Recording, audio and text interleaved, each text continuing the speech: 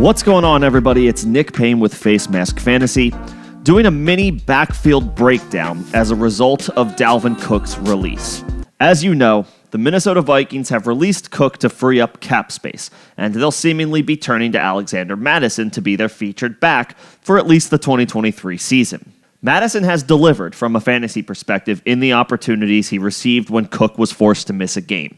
So no surprise that his ADP has skyrocketed to around 65, and there's a good chance that'll keep climbing as we inch closer to the season. But what about the ever-important backup role that Mattison previously held? Who figures to take those duties with Cook out of the picture?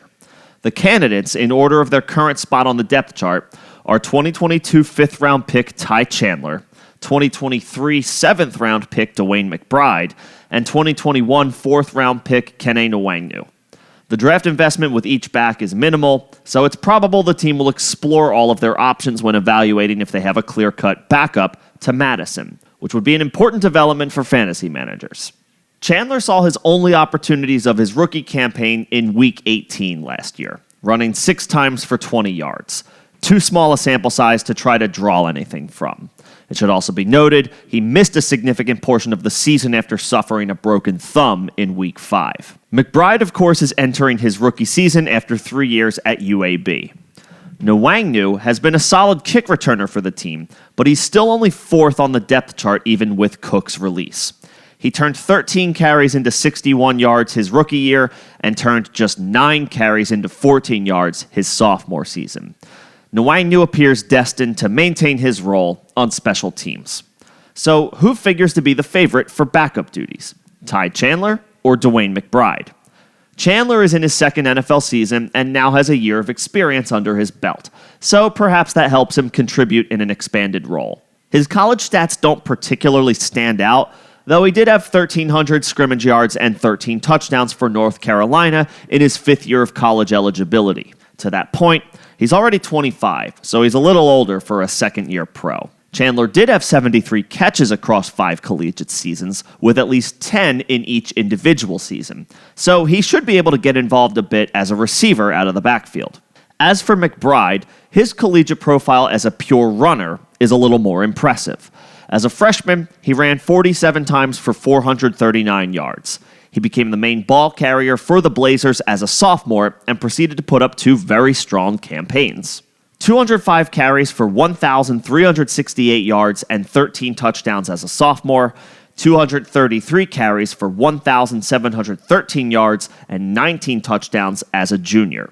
McBride only caught 5 balls in that 2-year span. Still, he averaged over 7 yards per carry for his career. He didn't play in the SEC like Chandler did. By the way, Chandler spent 4 years at Tennessee before his 5th year at UNC. But McBride put up far better numbers at UAB. For fantasy purposes, players are purely interested in who to roster in the event Mattison has to miss time. Both players are of similar builds. Chandler is 5'11 and weighs around 210 pounds. McBride is 5'10 and weighs about 215.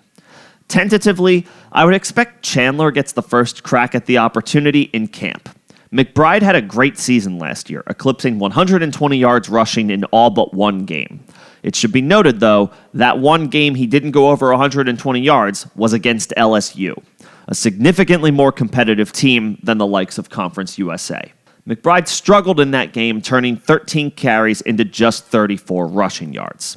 He has enticing potential, and he might get more involved as the season progresses, but Chandler feels like the safer bet to pick up some volume in a pinch as McBride gets some NFL seasoning, especially considering Chandler has more of a receiving profile.